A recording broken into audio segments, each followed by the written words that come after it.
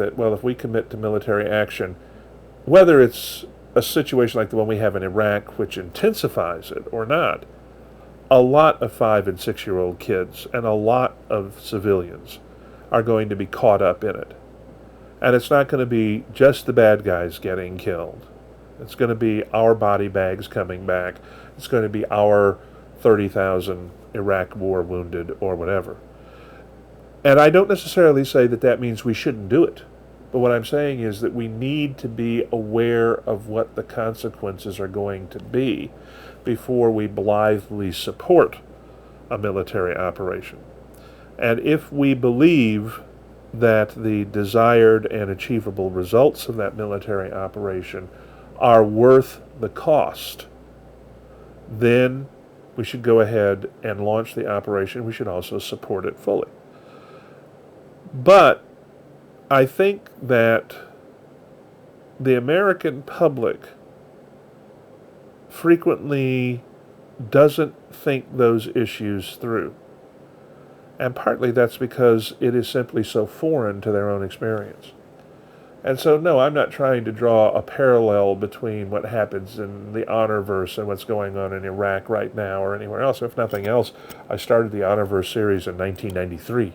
So obviously Iraq was not even a blip on the radar screen compared to where we are today with it. But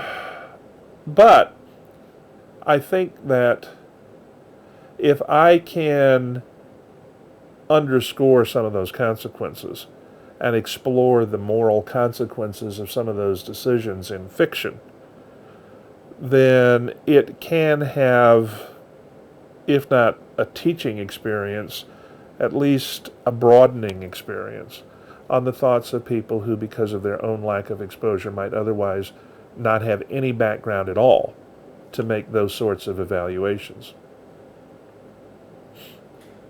He said pompously, yes. It gives a great segue. What you obviously explore a number of philosophical issues in your works, as well as historical. If you would, tell us a little bit more about the philosophical and some of the historical bases. Okay, well, I should probably start out by saying that I am a Methodist lay speaker.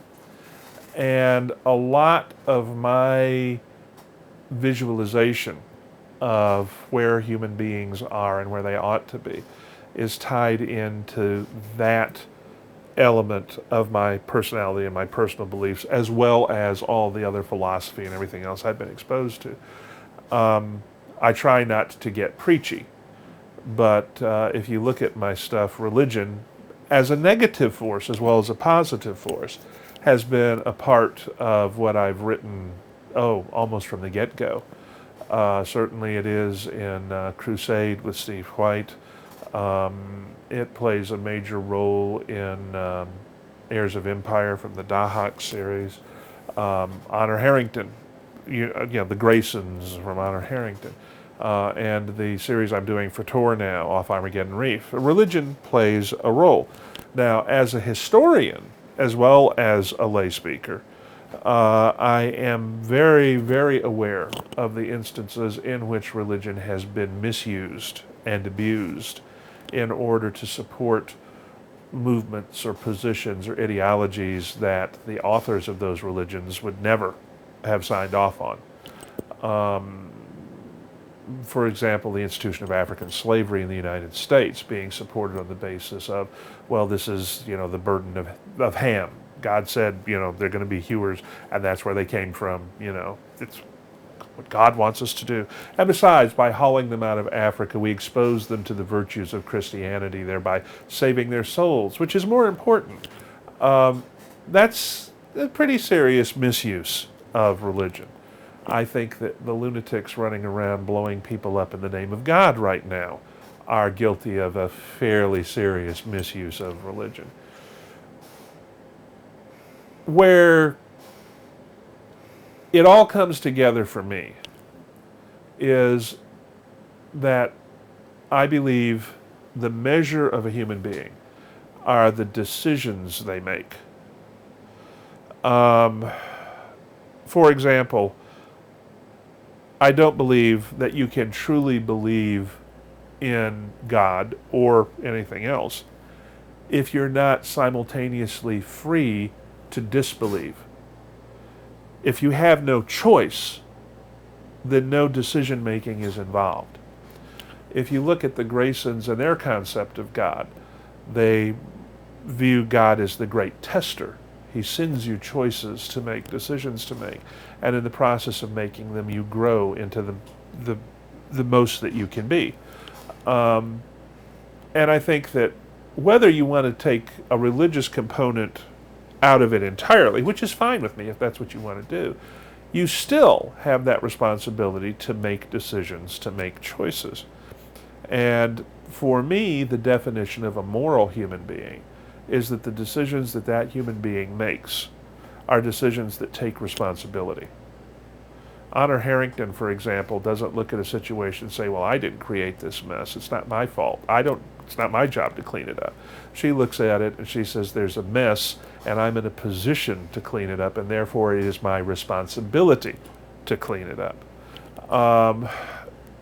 It's all about making choices. And it is all about the ultimate expression of human dignity as someone who is a choice maker, a responsibility taker. That, I think, is probably the hallmark of the good guys in my books, whereas the bad guys in my books are usually the ones who either simply refuse to take responsibility or who actively violate their responsibilities in pursuit of some goal which is either personal to them or which they believe justifies doing these things that are essentially immoral. I am not saying that there are not times when you will find yourself forced to choose between the lesser of two evils, that there will always be a good choice. But I believe that there will always be a better choice and a worse choice, and that it is your responsibility to make the best choice that circumstances permit, and not to take the easy way out by saying, well, there's nothing that I can do about it, therefore I'm not going to step up to the plate. So I would say that that is probably the major single strand in what motivates and drives a Weber hero or heroine. I would also say that my view that that's the way that the world works and that's what responsibility and morality is all about is strengthened by my study of history as well as by my interest in religion and in secular philosophy. It has always seemed to me that